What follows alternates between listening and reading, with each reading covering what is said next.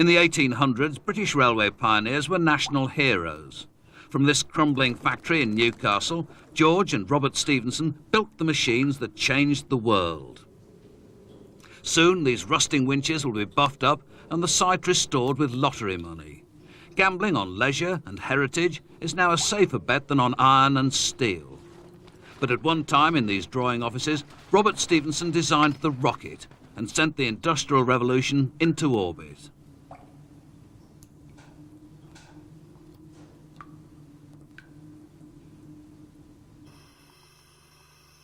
This is locomotion. This is what George Stephenson built 4 years before the rocket in 1825. So this isn't the rocket, and rocket wasn't the first. This is a beam engine going for a walk. In fact, it's two little beam engines. And driving this is like driving a colliery winding engine. The only awkward bit is you've got to do two at once. Before George Stephenson became known as the father of the railways, he learnt his trade by getting his hands dirty. Working as an engineer in the coalfields of northeast England, he was surrounded by winding engines which pumped out waterlogged pits. By miniaturising cylinders like this and fixing them on small high-pressure boilers, he created a simple piece of locomotive machinery. But Stephenson's real flair was for spotting other people's good ideas. Stephenson was not that original. What he did best was draw together the ideas from other people. There's Murray's slide valve, not Stephenson's. Here's a boiler. This is a Trevithick boiler. Fremantle valve gear, not Stephenson. It goes on and on. This is not pure Stephenson genius.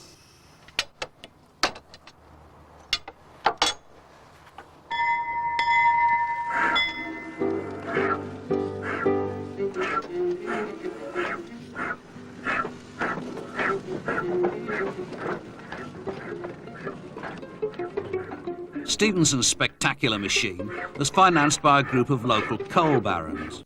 But they weren't interested in providing passengers with pleasant-day returns. The locomotive was developed to replace the horse and shift their coal.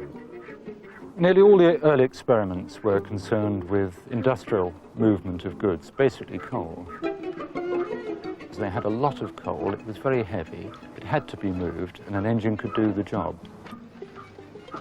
This was a great roaring, raging beast.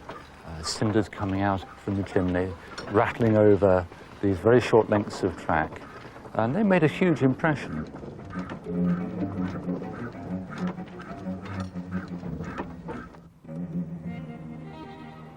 Before fire-spitting machines took to the rails, man's greatest invention, the wheel, had been getting stuck in primordial sludge for years. Just south of Newcastle, industrial archaeologists have discovered a relic from the very birth of railways, a wooden wagonway.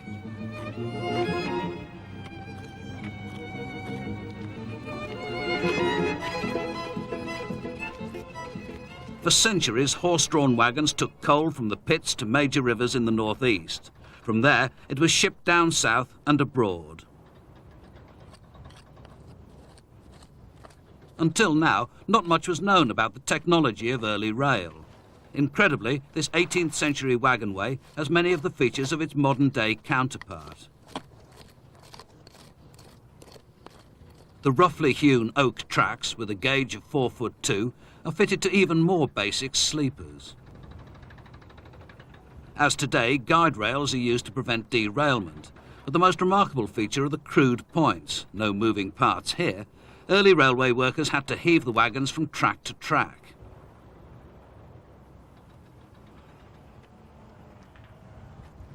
By the early 1800s, metal was already beginning to replace the wooden wagonway, but the first iron rails stopped some engines in their tracks. One of the great disadvantages of the early locomotives was they tended to break the track. The track was cast iron in short sections. The locomotives were unsprung, and they would shatter the cast iron rails quite easily. There was a natural conundrum that you really wanted the weight of the engine because that could pull more weight itself. It had adhesion. However, too much weight then broke the track. And it took really a lot of experiments and a lot of time to get over that natural problem.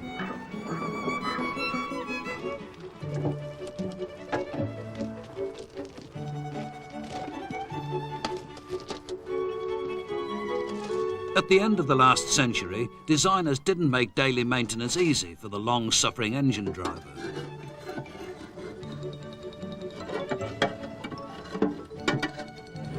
As the demand for more efficient engines grew, Robert Stephenson pushed steam technology to the limit. And although Robert died in 1859, his pioneering designs lived on. The A5 was built in 1883 for the Concert Iron Company. There were a lot of very tight curves at Concert, so it needed to be a very short wheelbase. The overall length of the locomotive is 29 feet, and the wheelbase is only 10'9". All of the wheels are in front of the firebox, which gives this long overhang at the back.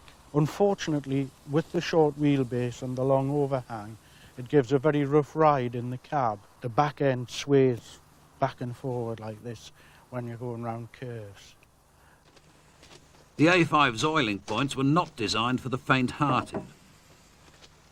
To oil this engine up, you have to get between the frames underneath the boiler. Now, there's not a great deal of room there. The oiling is very difficult. To get into the frames, you've either got to get into a pit and reach right up, or you've got to lie along the footplate, get yourself jammed between the footplate and the boiler, and then stretch in and get very long arms to get in with the oil. The designers weren't particularly keen on drivers' comfort.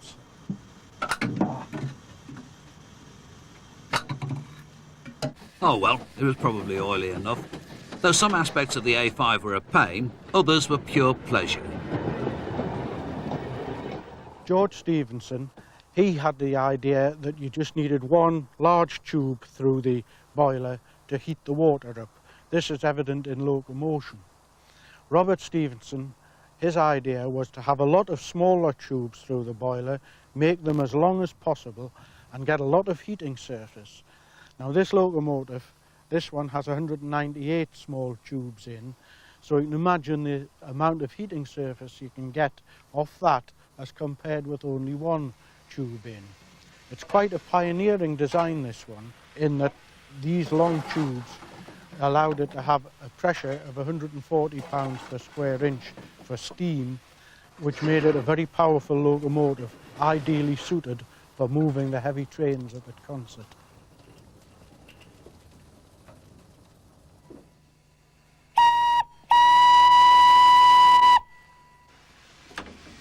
Industrial locomotives were designed mainly for one-man operation.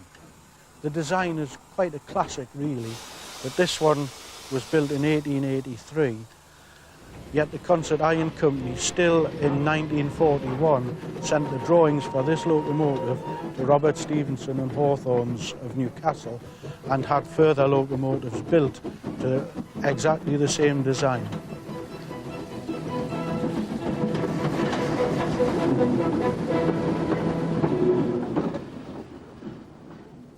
Featuring massive cylinders and weighing 61 tons, the first Lambton tank was introduced in 1904. With as much capacity for onboard coal and water as engines with a tender, Robert Stephenson and Co. were onto a winner. It doesn't take long for Andrew Robertson and Harry Hargrave to relight their memories of working these mainline monsters. All right there, Harry. All right, away. Whistle and go. All right, the board's up. Handbrake off. There we go. This is the steam brake. We release it to go forward. We have the reversing handle here in the forward position. This is the regulator, and we give it a little gentle pull. And now we're off.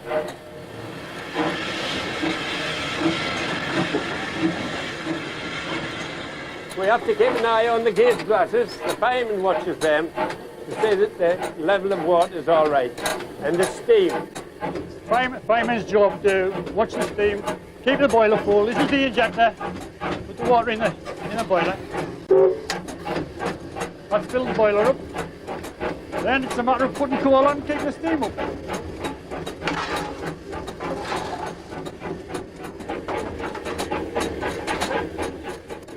Watch where you're going there. A driver using too much steam was never popular with the man shoveling coal. You see, he's got it in full gear there. Now you can leave it in full gear, steam on, and he's using the steam like I didn't know what. You're lashing the coal on. But if he notches it up, which he should do, pulls it back into... That's notching up. And that's cutting the steam up earlier, so you're not using as much steam. It's allowing the steam to expand in the cylinders earlier, like. And you're not using the steam then, of course. The fireman had a good job then.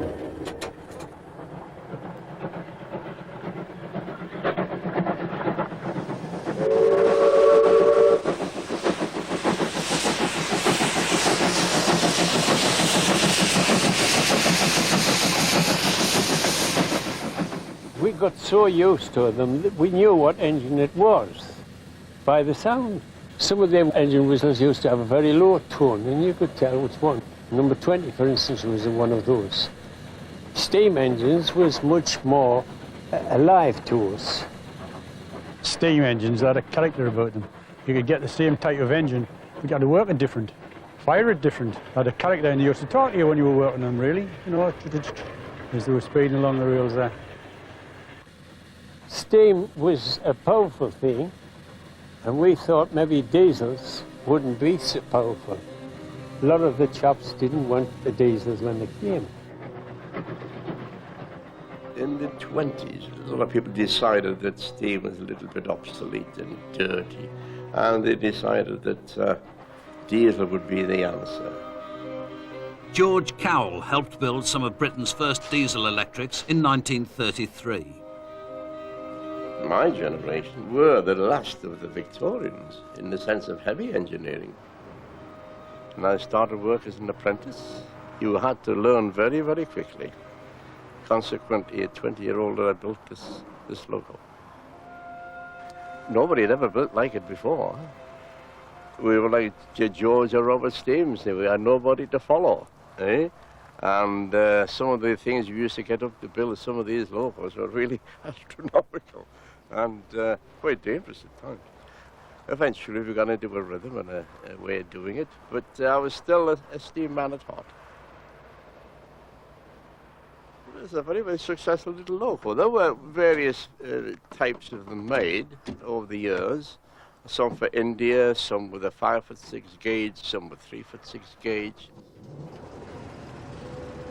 They were a little bit before that time because coal was so cheap and the people wouldn't change over from the steam to the diesel, even though they were cheaper to operate. Of the 6 people, still 2 survived. And it makes me feel very old and very, very proud of being associated with them. With the advent of diesel, Britain's industrial revolution came full circle. In the greatest railway irony of all, coal, the inspiration for Britain's loco pioneers last century, was still so plentiful by the 1950s that the need for progress to modern fuels was ignored. Steam engineers fought stubbornly for an outmoded power. It was quite a severe battle, and it was a battle that was being lost because diesels were taking over. After all, you get under a diesel locomotive, you can switch on and go. With a steam locomotive, this morning we've spent 2.5 hours preparing this one before it can go and do any work. In the previous century, we had the locomotive as a new device which was taking over from the horse. Here we've got the last stage in the development of the locomotive in an industrial sense. And this one was trying to stop the ingress of diesel and electric traction.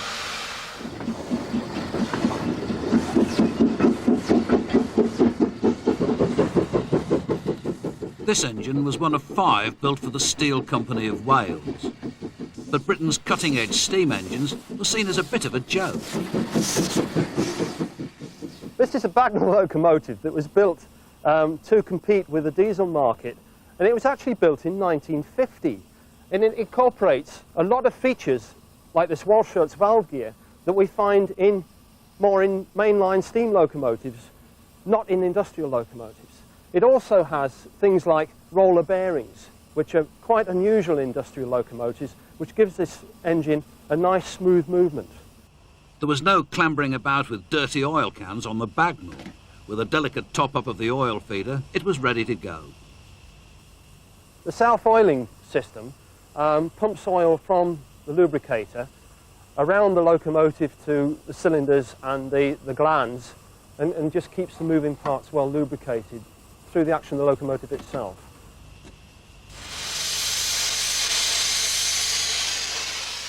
In the decade Russian rocket scientists prepared to blast animals into space, engineers from Stafford were still burning coal and boiling water. Stuck in a Victorian time warp, but still desperate to keep pace with the times, the Bagnall was stuffed with innovative knickknacks. Never again would a driver have to rake out his firebox after a long day. But mod cons like this just proved the absurdity of trying to compete with 20th century machines. The spark had left Britain's locomotive trade, and the Industrial Revolution had burnt itself out. This was a hotbed of the Industrial Revolution. We were the pioneers. We were the people who invented the steam locomotive. We were the people who were producing steam locomotives, and the whole world was coming to us. By 1950, the whole thing had turned round. We were actually competing in the wrong area, looking at steam locomotives and trying to develop them further, when the development was with diesel-electric locomotives and electric locomotives. This then was the end of the line for industrial steam.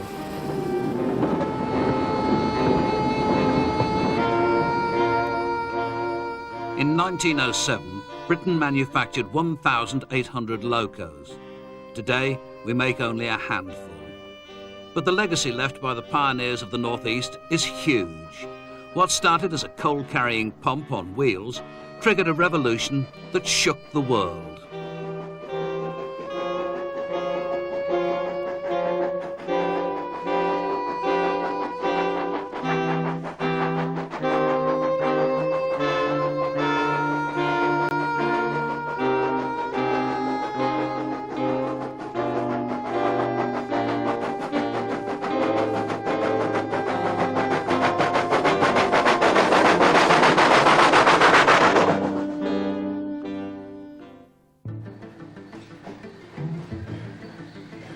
You're working under extreme pressure in London.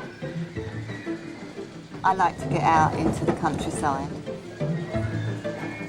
I don't want to live where I work. Used to leave about 6:30 in the morning and get home about 7:30. It's nice to be able to come home, relax, get off the train, you smell the sea air and you think,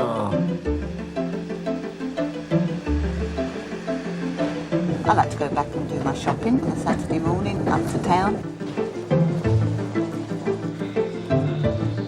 It's a nice area where I live, and that's where I want to be. Every working day, almost 500,000 commuters pass through London's train stations. Few ever stop their daydreaming to consider the extraordinary machine that makes their lifestyle possible.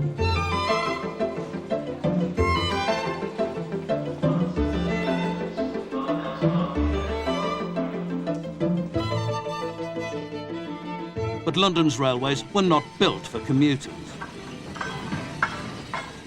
In the beginning, the whole system operated by steam.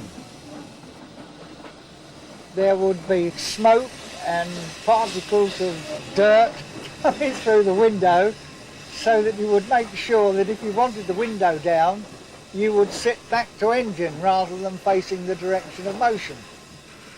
But a few specks of soot was a small price to pay to get out of filthy and overcrowded central London. I moved from the eastern side of London to the far west of the London region, to the limits of the old county of Middlesex. It meant travelling from Baker Street or Great Portland Street to Willesden Green, to Wembley, to Harrow-on-the-Hill. And so on down the Metropolitan line, a railway with remarkable ambitions. In the mid-19th century railway boom, the Met was part of a grand plan to link Birmingham, London and through a tunnel, Paris.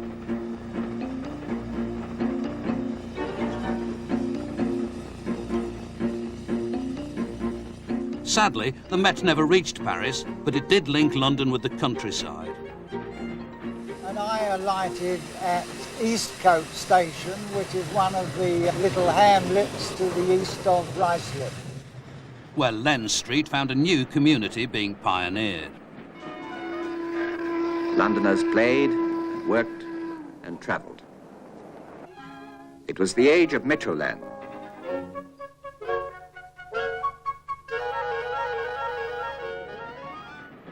Metroland was the collection of commuter towns that sprang up along the old Met Railway. By the 20s, suburbia had been created.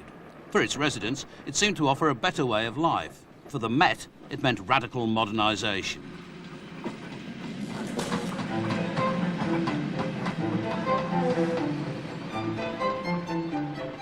Having laid power rails along its line, the Met built fleets of electric locomotives. This is the only survivor of the most successful fleet, introduced in 1922. I don't suppose there's many Met drivers that actually drove these in service. I mean, I'm getting on to 77.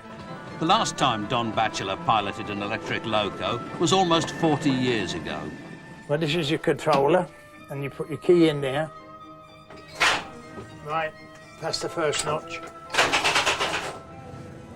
That's in series.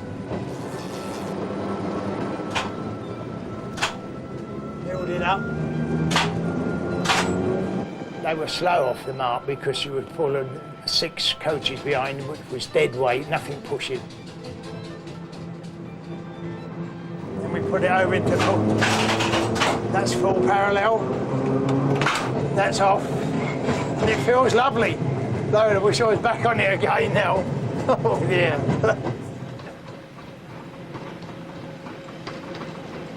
And the top speed, I suppose you, on the downhill from Finchley Road to Wembley, on the down gradient, you could get round about the 60 mark.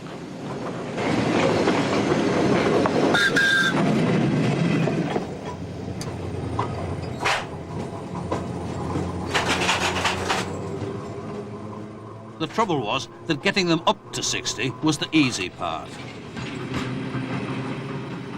They were difficult to stop in exactly the right place. Oh yes, yeah. I mean, you've got to think of the weight behind you and the system on the track, the greasy valves, all those things come into it. You didn't overshoot naturally when you run into Baker Street, number 1 or 4 platform, because it's a dead end. And dead ends were not the only danger. On these, it's all 630 volt circuits, and even your lights are all the same.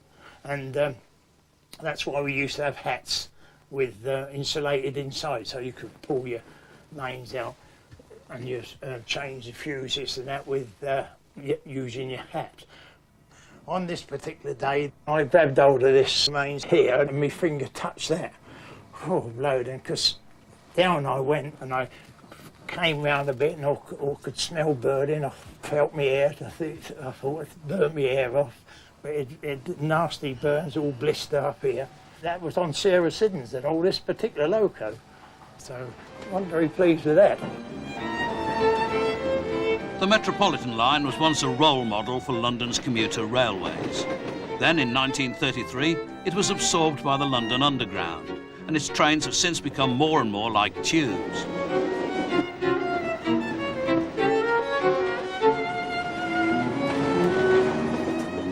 Old Met drivers called tube trains tin cans, and it's hard to imagine these 30-year-old A60s inspiring social change. But mass transit has changed Londoners' lives. This is a garden on the Becontree estate at London's eastern edge. In the 1930s, Becontree was the world's largest housing estate and offered the dream of suburbia, even to the poor, like Phoebe Kirk and her family. We were living in Islington in 2 semi-basement rooms. Then Phoebe's baby son David got pneumonia and was dying in the Victorian slums. The hospital got in touch with Dagenham and they found us a place, found us a cell. We came down here October the 1st, 1931. Felt a different world, different altogether. Own toilet, own everything. You could make your own rules, do what you wanted. Like heaven, a fairyland. Becontree existed because it lay on the railway between Southend and Fenchurch Street. And for under a shilling, a workman could commute into the city, as Phoebe's husband Alfred did. When we came down here, he gave up smoking to pay the fare because money was very sparse in those days. The East was traditionally the poorer side of London, and life here was always a struggle for economic survival. But local commuters like Barry Flaxman believed there was no excuse for late trains. The line came to Southend-on-Sea, just up the road here, in 1856. It's been neglected from every point of view, from a financial, from a rolling stock, from a locomotive point of view, and until very, very recently, it's been neglected from a management point of view.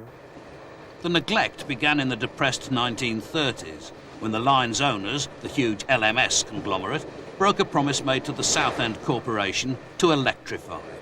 LMS did nothing right the way through until 1933, when it was decided, the corporation decided they would really put on every form of legal pressure they could, and the LMS said, right, we'll build you 37 special locomotives for the line. The locos were filmed by Peter Peyton, who commuted behind them. He was a train spotter, and so he noticed that these locos were rather special. The locomotives, of which 2500 was the first one, I would regard as possibly the finest suburban tank engines ever ran in this country.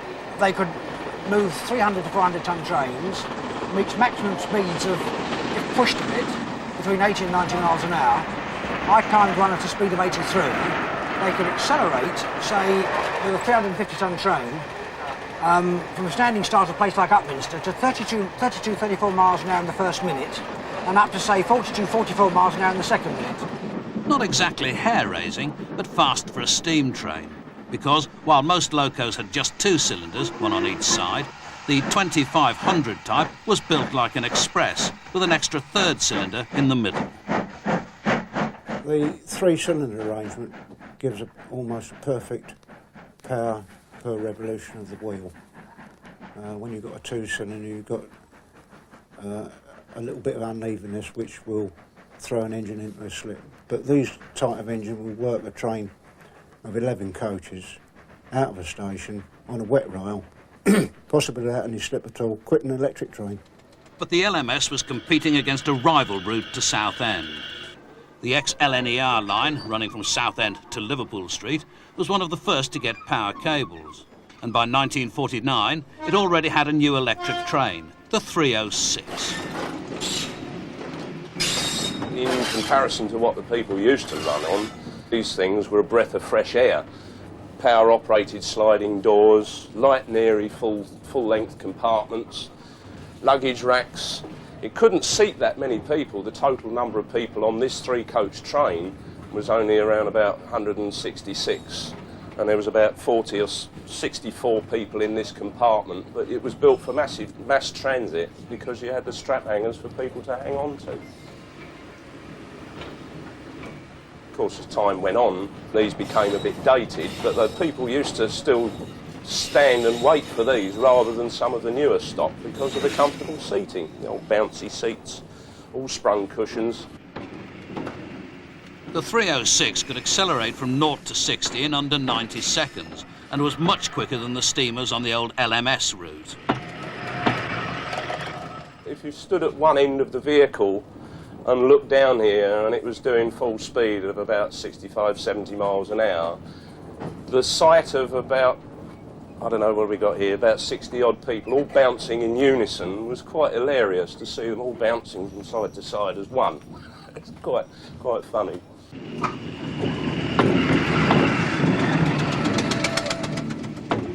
With the electrification, you could safely sit down in a carriage and get out without having to sort of send your suit to the cleaners, which one had to do quite frequently on a steam train. And white shirts got absolutely filthy. Absolutely Cuffs filthy. were filthy, and collars.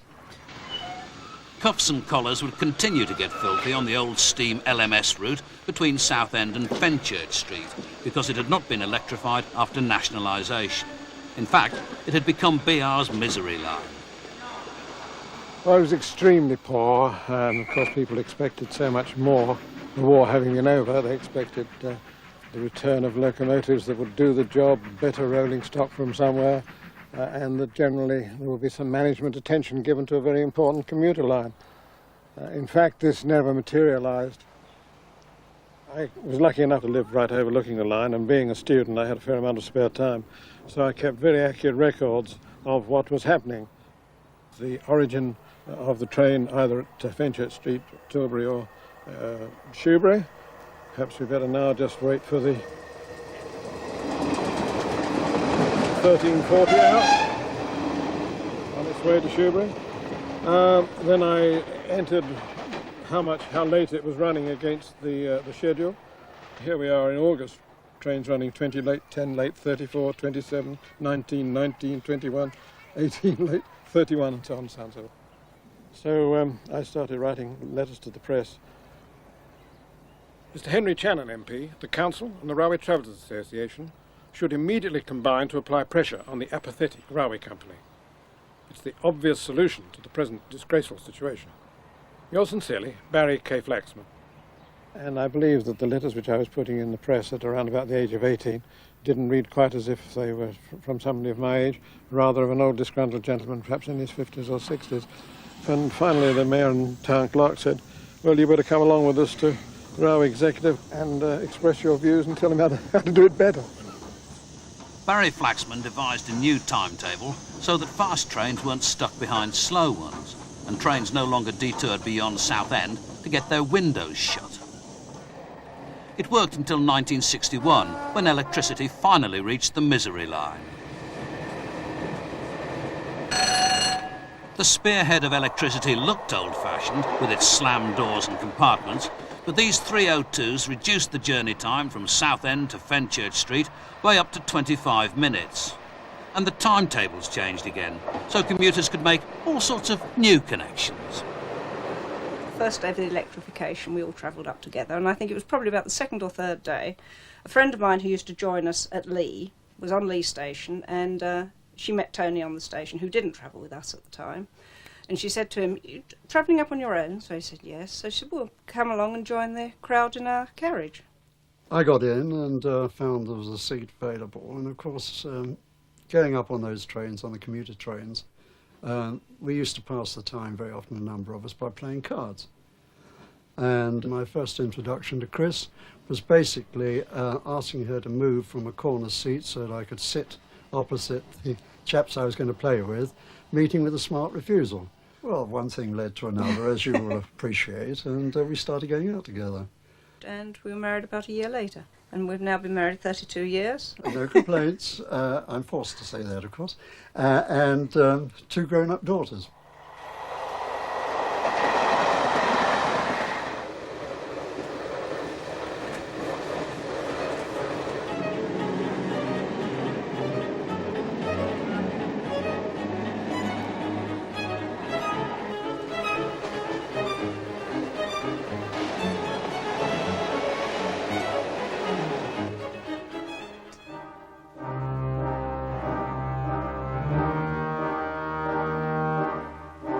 Ocean Beach, Rhyl, North Wales.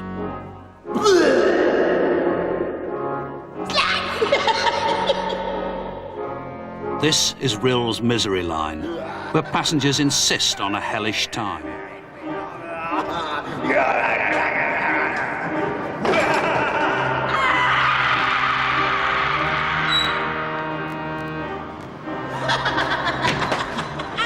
But it's more than a business, it's a way of life.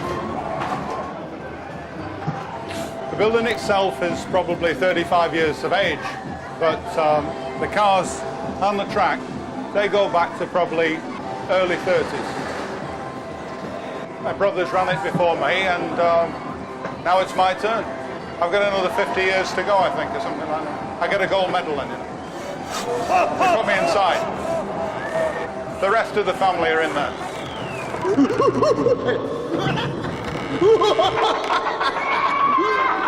It costs Noah Robinson's thrill-seeking passengers 80 pence to ride 100 yards of twisting, turning single track, all set out in the space of a small bungalow. Go around corners easily. It's a single-wheel drive.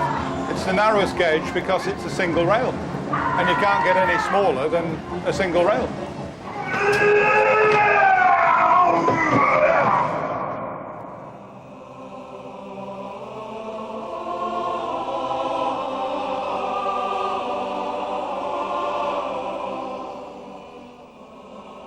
High up in the Welsh mountains lie the ghosts of another rail system.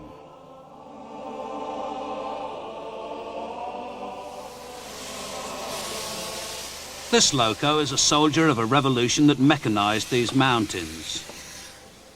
Thomas Bach, now tarted up in Thomas the Tank Engine livery, worked the De Norwich slate quarry for 60 years. Tom Roberts was one of its drivers. Fama dechreuais I weithio yn y gwylod yma. Fel stocar mewn ffordd, taniwr mewn ffordd. Wedyn oeddech chi'n troi y pwynt. Oedd yr injan yn stopio neu byd I droi y pwynt. Oedd y dreifar mo'n deitha chi wedyn oeddech chi'n gwybod gwybiau o'r injan I droi y pwynt. Na I'm stopio na ddim byd. Yn y chwarel oedd wahanol I fama chi, wahanol I fama de. Chos doedd gennych chi'n cab na'n byd de. Na dim byd ar yr inches mewn y chwarel. O calad iawn de, chydig iawn o bres de. Fwyd calad iawn de. Thomas Bach still labours for a major Welsh industry, but tourists, not slate, are now hauled along the scenic route to Port de Norwich.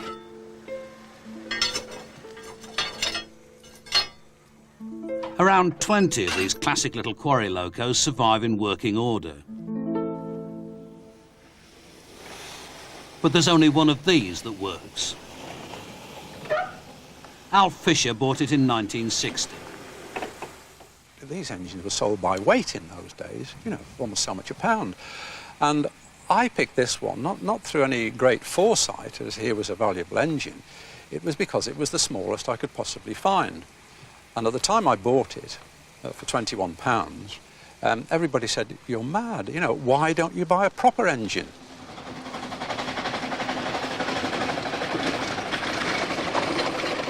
Though it looks more like a Meccano set, in fact, this is a proper engine. Alf's loco was one of the first to bring the Industrial Revolution to quarries. And it was only about 1869 to 70 that somebody had the bright idea of putting steam engines in the quarries to replace the horses. Challoner was made by a firm of marine engineers. Its upright boiler has more in common with a steamship. This vertical boiler type of engine, for a start, it's very, very rugged and very robust, and it's very, very simple to build. Now, as far as the quarries were concerned, it was fine because it's very quick to light up and produce the heat, because it's like a kettle. In fact, it's very often called a coffee pot, is the name for this type of engine. It's also sometimes called the galloping tea urn, but never mind. We put the fire underneath, the water is above it, the heat goes straight up these tubes, and it therefore brews up very, very quickly. Whereas in a conventional engine, the heat has to pass along tubes that way and out of the chimney. So we can produce heat very, very quickly indeed. Conversely, a lot of heat is wasted and goes out of the chimney. So that's the disadvantage of it. The other thing about it is that we have to bolt the cylinders onto the front of the boiler.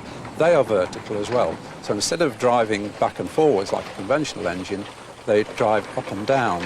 And they're bolted to the boiler there. And this means, of course, that they haven't got any springs. Now, this is all very well if you're on beautiful level track, but in the quarries, the track got a bit rough. And therefore, if you came to a bit where you had a curve and the track dipped down a bit, there's a great tendency for these engines to go straight on and come off, you see. But having said that, it's a very surprisingly smooth engine because it can't pitch about and rock about and roll as more modern engines do.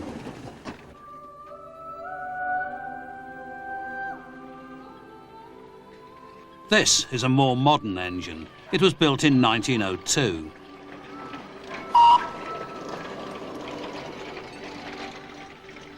Unlike Challoner, it was made by specialist loco engineers.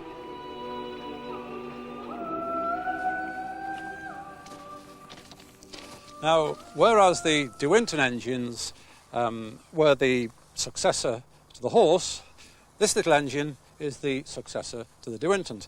Now, this is the posh man's engine, or the rich quarry owners had these only a few years after the De Wintons, but these are a much more conventional engine. They have a horizontal boiler, they have the cylinders and conventional pistons and coupling rods, and they have springs. Now, these engines were not Welsh, they were built in England, and they were built by the Hunslet Company in Leeds. This little engine is a classic. I think there was probably about 100 of these built for the North Wales quarries, and very long-lasting, very durable things they were.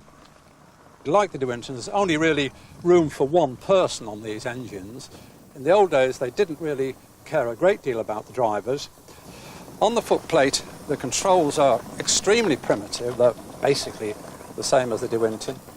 Very lovely to drive on a nice day.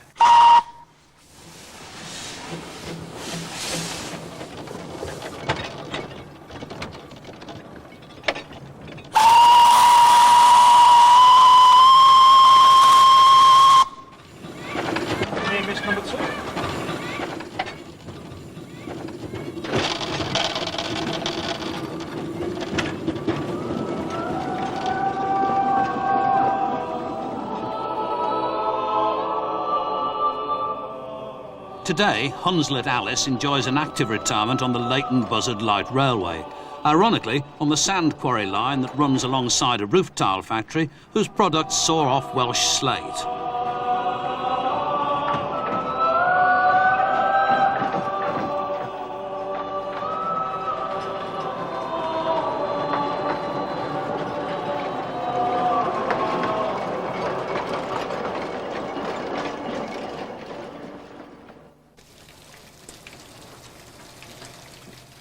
Back in Wales, just a mile across the valley from where Hunslet Alice worked, is a railway whose fortunes are very different. It uses Swiss locos to make money from the mountains and hauls people, not rocks. Mount Snowdon was a tourist attraction long before the railway was thought of. People went up on foot, on horses, on mules. The little engines might be powerful, but no mainline passenger would tolerate an hour to do 5 miles. But as the saying goes, it's sometimes better to travel hopefully than to arrive, and Snowdon's passengers are in no hurry.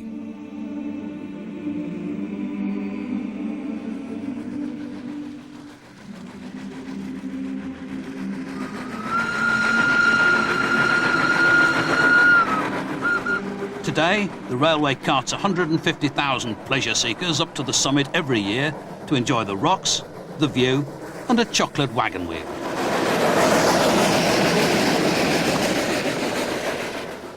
There was once a summit hotel where the leisured classes could make a weekend of it. These days, the only overnighters are the staff. The railway employs 100 people. Many are descended from workers in the defunct slate mines, like the driver of this engine, Michael Roberts, whose father was a quarryman. Dwi'n gweithio yma ers 3 mlynedd wrth y dreifar. Da ni'n cyrraedd y copa, barod i fynd I lawr, a da ni'n checio yr injan drosodd, oiliau, a jyst neud y saff o ti'n barod i fynd I lawr. Oce, yr unig beth da ni'n neud bob dim sy'n symud, gyda ni'r piston, y slide bar, y falfia, da ni'n oilio hynna I gyd. Gyda ni springs, da ni'n dweud saff bod y springs yn gyfaf, bod na'n byd I torri a ni, bod y pipia, rhai o'r pipia sy'n oilio'r bogi a'r axles, dim byd torri. Os oes na rhywbeth isio saim, da ni'n rhoi saim yn nhw. Dyna fo, really. The survival of Snowdon's engines is testimony to their constant care.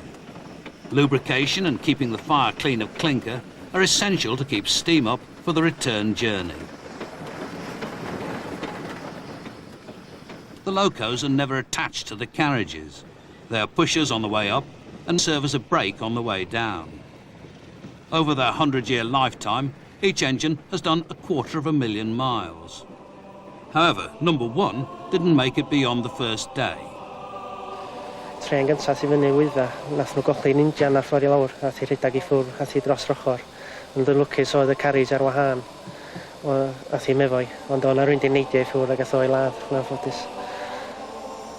From this inauspicious start, the Snowdon Mountain Railway has never looked back. Unlike other narrow gauge railways, whose fortunes are inseparable from industrial progress, Snowdon's natural qualities are timeless. Just like the human need for holidays, where the rat race gives way to time, space, and a little train ride to nowhere in particular. Any more for Tanner Book, please? Any more for Tanner Book, please? Tanner Book. Since it closed to slate traffic in 1946, the Festiniog Railway has pioneered the running of industrial trains for pleasure. The 14-mile track was built to carry finished slate to Porthmadog to be shipped all over the empire.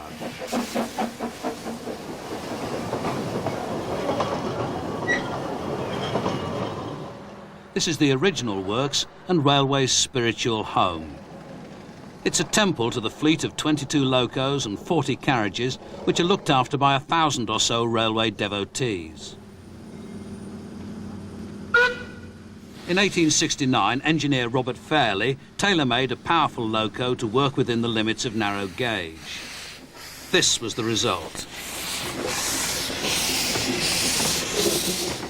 The Fairley is a very powerful locomotive for its size. It's effectively 2 locomotives in one, so you only need 1 crew to man them, which was very important in the manning costs. It was the first articulated locomotive that worked. It has a main carrier with a boiler on top of that, with 2 articulated bogies, which are both powered.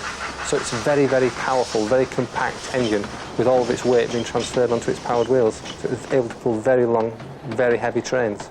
It needs to be flexible to go round the tight contours of the line, because a line effectively follows the lines in the mountain, and it's cut into a shelf in the mountainside.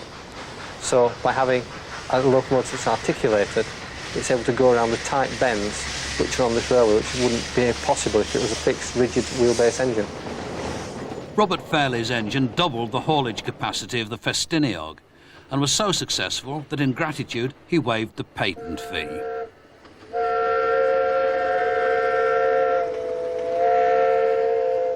As a result, modern steam Fairleys have been built that run on oil rather than coal.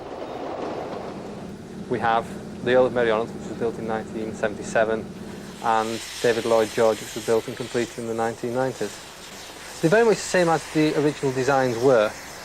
David Lloyd George is far more powerful, and the Earl of Meirionydd was built to be able to do the whole line on one fueling of oil and water. So that's austerity-style Fairley, if you like. My dad worked on the railway, my grandfather worked on the railway, my granddad on my mother's side worked on the railway.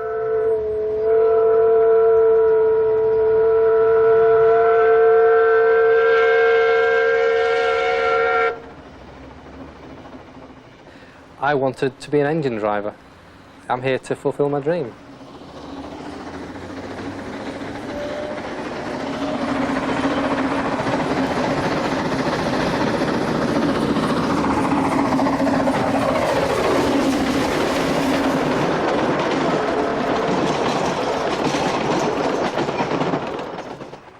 Years ago, after wartime service as an army loco driver, George Barlow started at the Romney, Hythe and Dymchurch Railway. You've got a bunker of coal and a tank of water, and if you don't do things right, then you won't get there. You're making your own power going along, and it's the challenge. We had 13 ungated crossings we still have on the railway. They're controlled by lights now, but of course no one could envisage the growth of road traffic when this railway was built. You'd have an awful job to build this railway today, crossing public roads on the level 13 times in 14 miles. You're a one-man band. I mean, you've got the engine, you're a fireman, you're the driver.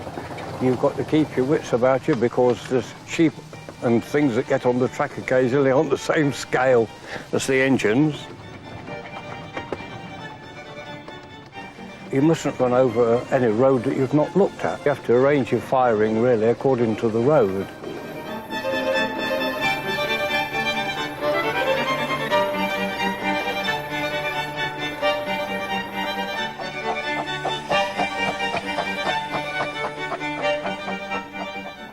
At the end of the line, there's the promise of a Wall's ice cream,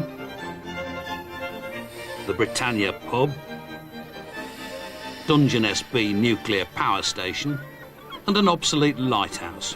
Not exactly holiday heaven, but the ride's the thing, isn't it? The railway has always mainly been for summer visitors and tourists, but it has had some serious traffic as well, which is not entertainment.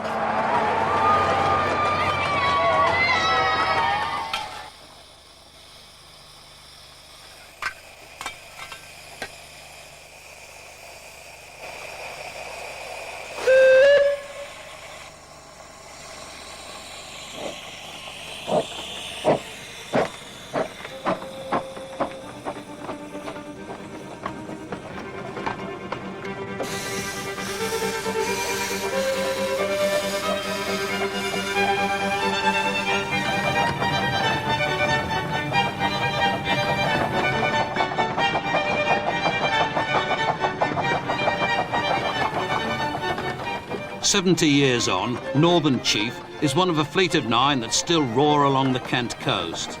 Unlike their full-size counterparts from the 1920s, this fleet has survived intact. Narrow-gauge railways, whether built on the whim of millionaires or to slave away up Welsh mountains, all serve as miniature reminders of the great days of steam.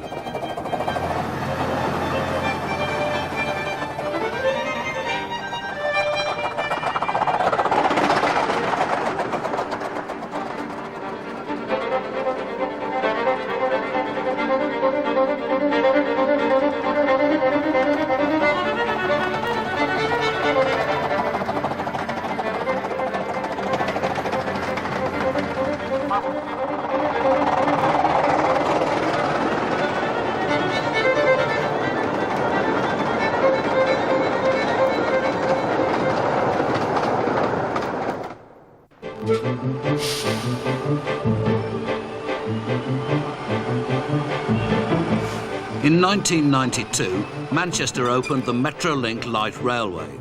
For all its microchip technology, the Metrolink is a direct descendant of the humble Victorian tram. In a world of polluted, gridlocked cities, the Metrolink saves over 2 million car journeys a year. The tram, it seems, is back. The tram car is primarily a very, very friendly thing.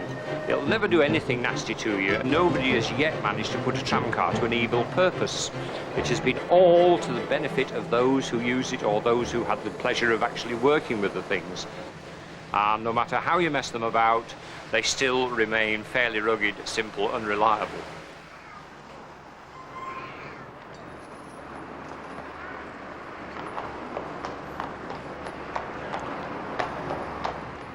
While Manchester's new tram system cost £135 million, in 1879 the Isle of Man's horse-drawn bone shakers cost considerably less and ran all day on a bag of oats.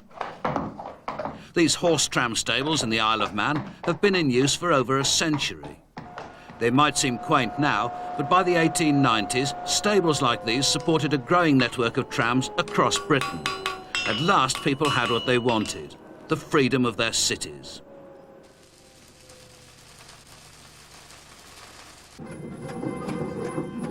Trams have gone from most cities now, but the toy town world of Douglas, the Isle of Man's capital, is still ideally suited to 1-horsepower public transport. With giddy up to get going and a crude ratchet handbrake to stop, driving a horse tram was simple enough, if the horse was willing.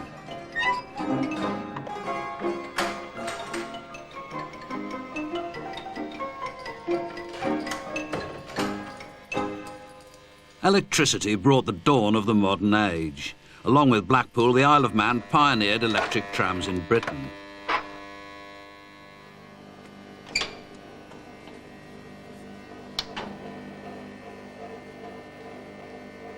Looking like something out of Jules Verne, this mercury arc rectifier transforms the AC current we get in our homes to safer and more controllable DC, direct current, suitable to power the motors in a 10-ton tram.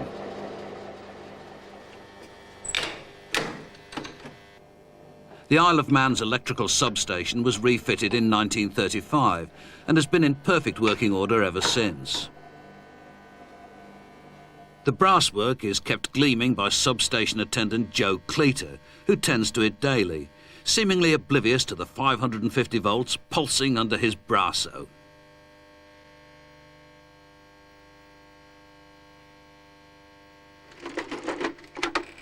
Laxey Station, the power's on now. The power comes off the overhead line at 550 volts DC and is picked up by the trolley pole and brought down into the cabling that's in the roof of the car. From there it comes down to the controllers here. Very, very simple things to drive our tram cars. You have the means to make it go and simply the means to make it stop. Car number 1 is still in top-notch condition, despite being the world's oldest working electric tram. Since 1893 it has run on the Manx Electric Railway, transporting locals and greeting some welcome arrivals. Artie Wormsley worked as a conductor on these trams, but tourists weren't his only customers. This is I used to have to change the trolley this way, you see, right? You'd have to load the mail in with the postman that was there. But on the top of that, you had the school children to pick up. You had the milk. Sometimes there was fish down at Kinnay. And then you had, of course, your passengers as well. If it was a freezing day, you had to stand at the back of the car with the trolley rope in your hand and keep hitting the trolley wires. By doing that, you kept breaking the ice all the time. Through snowstorm and heatwave, the survival of these trams is a tribute to their manufacturers, GF Milnes and Co. But there's little that can go wrong on such a simple and cheap machine. Even when the Depression hit in the 1930s, these hardy beasts provided welcome employment for the island's locals. If you had a job then, you thought you were the bee's knees. The pay was very, very poor indeed. Roughly 11's farthing an hour. And that was my first wage packet, which was very hard to live on. 90-hour weeks and low pay obviously took the gloss off Artie's outdoor life, but the passengers he carried appreciated the effort.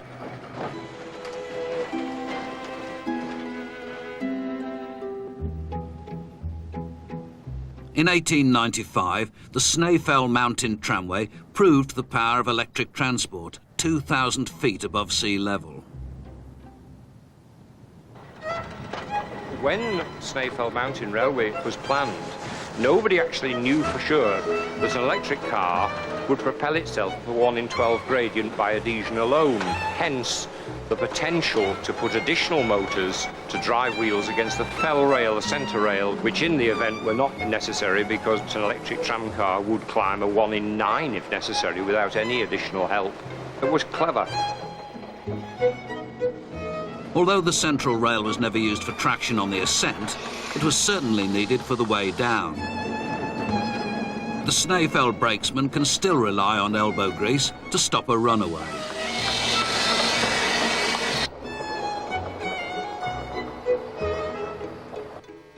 Isolation has helped the Isle of Man stay locked in its time capsule. But on the mainland, as trams met the demands of the 20th century, they had to modernise. Or face the power going off for good.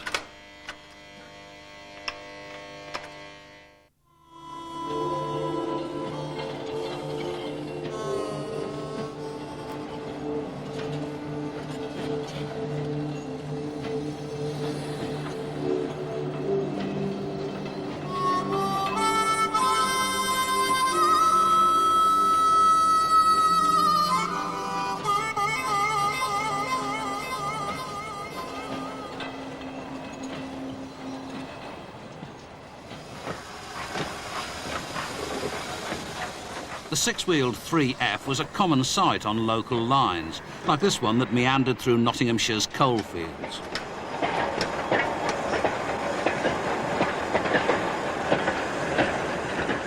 Although mainly used for shunting, a 3F could haul an entire freight train as long as it had a guard.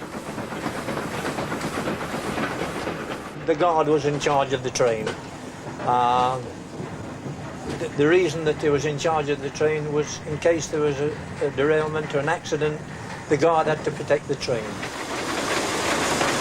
The guard was there because the driver needed all his concentration just to control the train.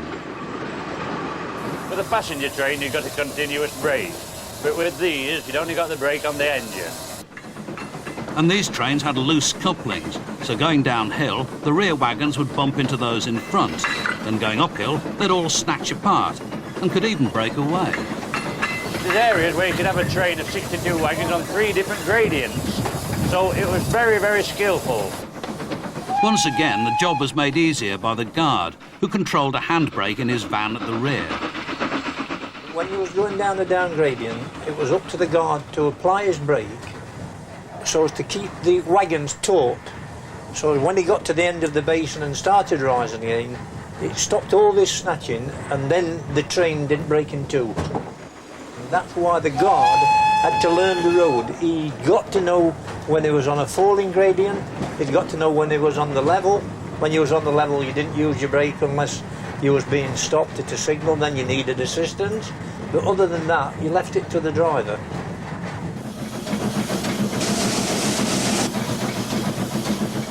Well, this special line we're on now, it was more or less continuously in use. 24 hours a day. And you were at it all day long, up and down all day long, shunting, quite a busy job. You come to work, you was designated 8 hours, but sometimes it might take you 10. Once I was at work 20 hours and a half, so you no food or anything. It was inconvenient, of course. There was no toilets. We kept the stove going in the winter time to keep you warm, and we used to have a wire around it with one of those steel cans on to keep the water warm, to have a drink, a cup of tea if we wanted one. But it wasn't a lonely life because you got to be concentrating on the signalling and knowing where you was.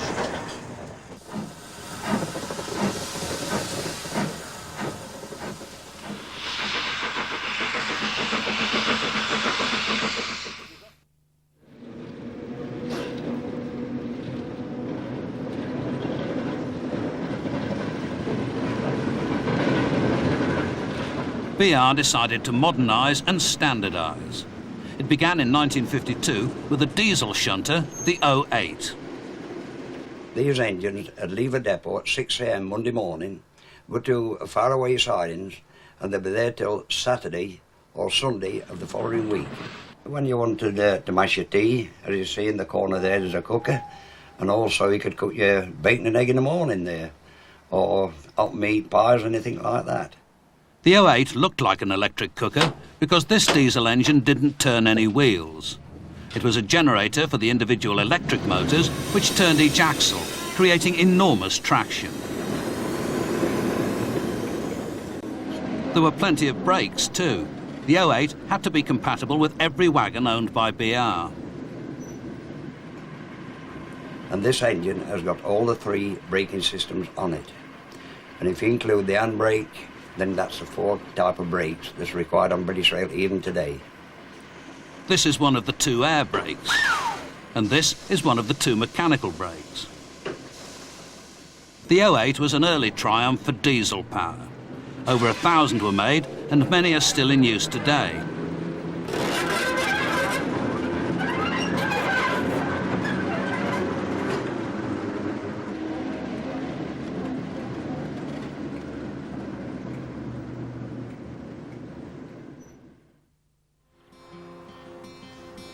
Barrington village is dissected by a local goods line that connects the nearby quarry to the main line. Once a week, these sluggish 30-year-old Sentinel diesels haul a coal train through the village. It takes them 20 minutes to complete the mile-long route. Beeching must be turning in his grave.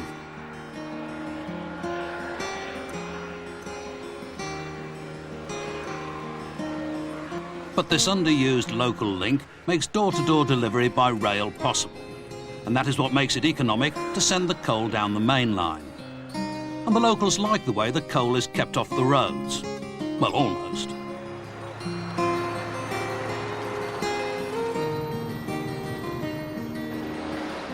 In fact, only 8% of freight is delivered by rail now. A once great industry has almost disappeared.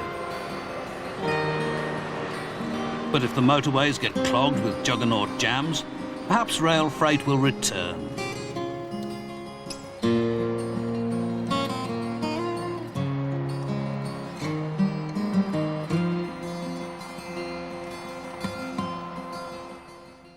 Enginemanship and the learning of enginemanship could be seen as a kind of discipleship at the feet of this machine.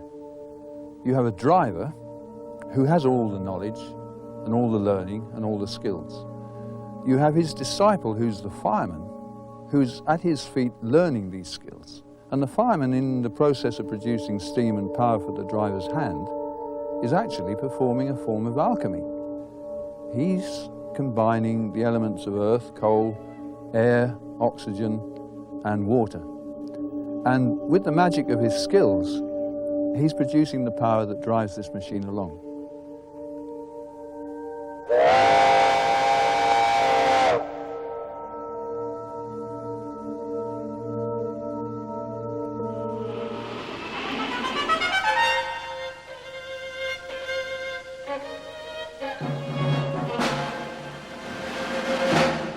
From 1948, this Battle of Britain class loco hauled crack express trains for British Rail's southern region.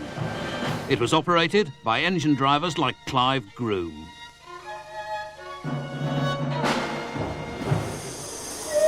And with luck, we'll start away without slipping.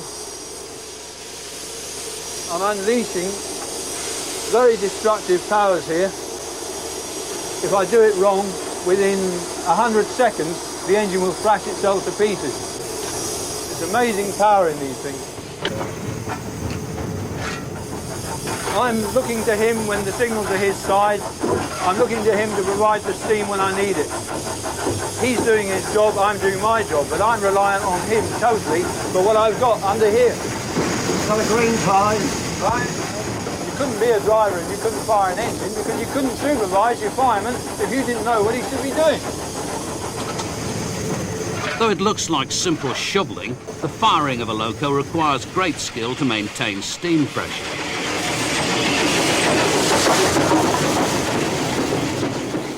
The pressure has to be such that you've got power under the regulator when you need it, and the heat of the steam, which is called superheat, depends on the colour of the fire. So we can get 750 degrees Fahrenheit in the steam if we've got 2,500 degrees Fahrenheit in the fire. It all depends on him.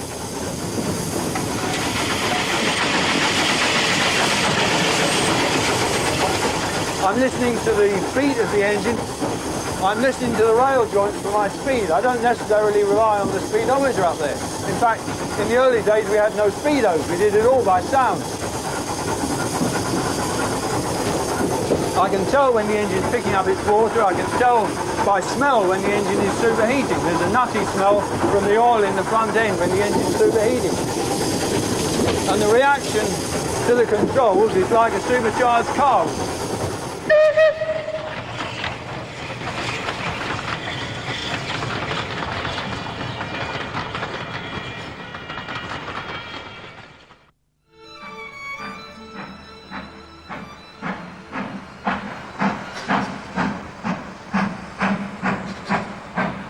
This is Castle-class loco Defiant. It was a type designed in 1923 to haul express trains for the Great Western Railway. The Castle class represents for me the epitome of locomotive design of the time. And of course, they look nice. I have the taper boiler and all the brass work and copper work, which in itself doesn't do anything for a locomotive's performance, but certainly sets them off. And their performance, the records that they set up, particularly on the Cheltenham Flyer, the whole thing just comes together as a splendid piece of machinery. I think they're wonderful.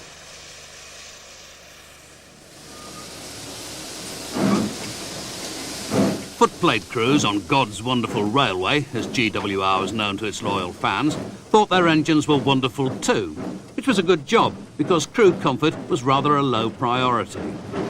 There was little weather protection and no seats. But there were some compensations. By modern standards, or by later standards, the castles are a bit Spartan. They're relatively straightforward to drive. They're very responsive to both the fireman and the driver, and they were very fast. And one of the advantages of the castle was that it kept its good riding characteristics even when it was fairly warm. When Collett built the castles, he introduced an optical alignment system into Swindon Works, which enabled them to reduce the tolerances on all the moving parts to the very bare minimum. And as a result, of course, they started off with a considerable advantage over those built in other railways. It is said that at that time, Swindon scrapped locomotives or put them in for a major overhaul at wear tolerances that the London North Eastern turned out as new.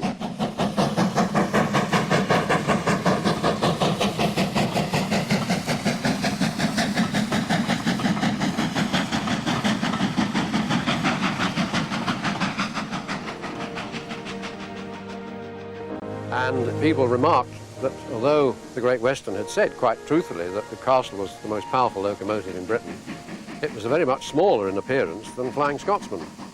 And I think the result of this was to sharpen the minds of the railway fraternity in particular.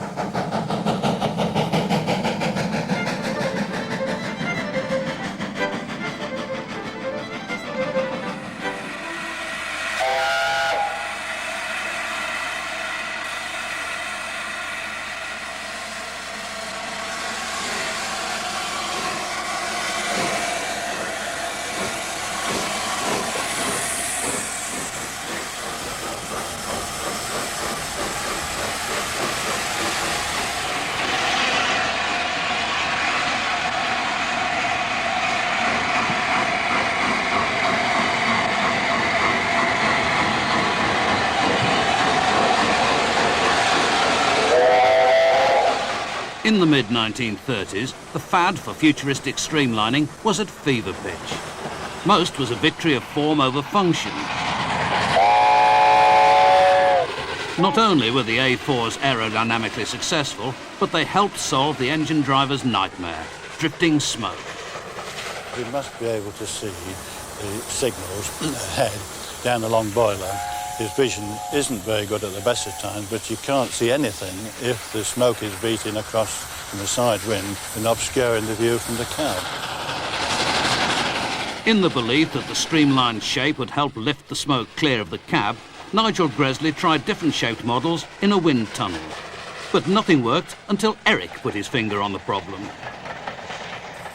The technical assistant, Eric Bannister, who was involved in the experiment, was actually holding a plasticine model in his hand, and he held it with his thumb behind the chimney and made a depression behind the chimney by mistake. And they put the model in the wind tunnel and found for the first time they'd succeeded in lifting the smoke clear of the cab.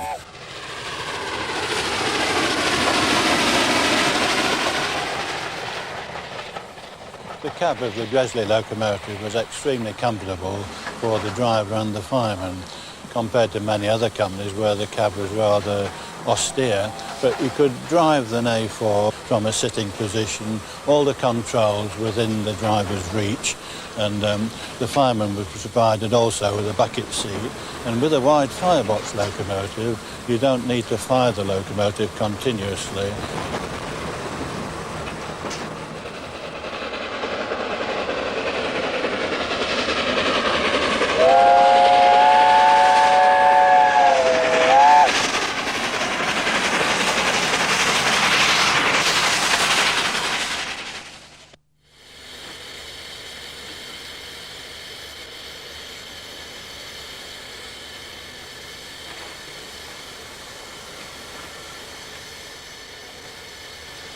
Through the austerity years of the 1950s, steam was still cheaper than diesels.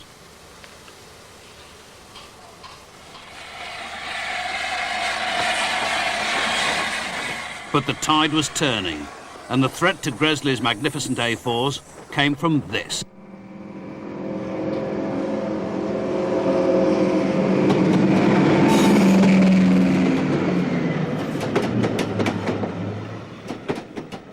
They're an interesting machine to drive because of the amount of power that you've got at hand.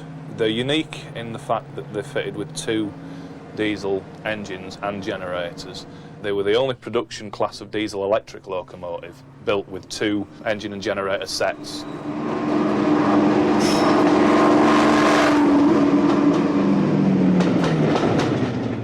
The good thing about the driving position in a Deltic is the all-round good visibility, which you didn't really have on steam.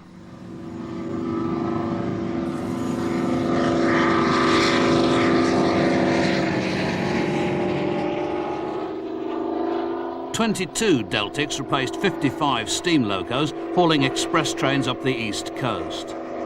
The Deltics brought an end to an era that had lasted 150 years. The expense of the machinery that was put into the hands of these quite simple, unlettered men was extraordinary. The locomotives were not only lethal, they travelled at quite considerable speeds, they cost an awful lot to build, and the men in charge had no one to supervise them. They were the largest body of unsupervised men in the country. Some 70,000 drivers and firemen at one time.